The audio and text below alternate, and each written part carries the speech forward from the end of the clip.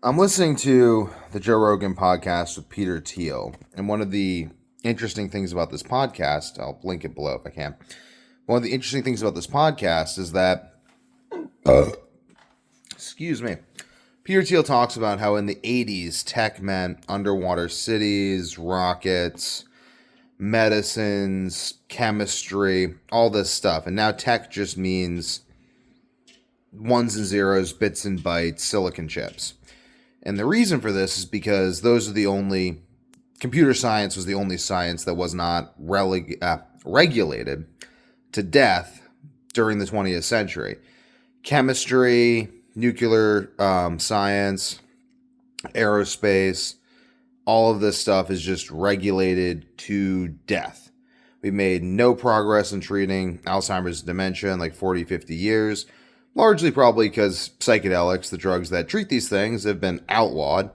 And we're in this weird predicament where we have outlawed progress.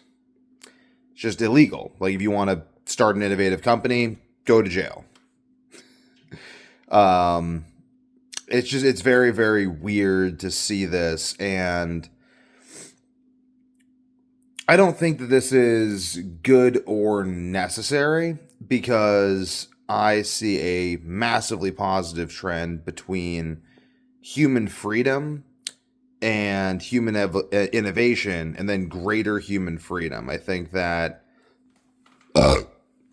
human beings are best when we can think freely, and that we simply must form a more robust society of more informed and engaged individuals in order to self-regulate rather than outsourcing the regulation of our society to a bunch of people that we all generally agree are liars, crooks, and probably pedophiles.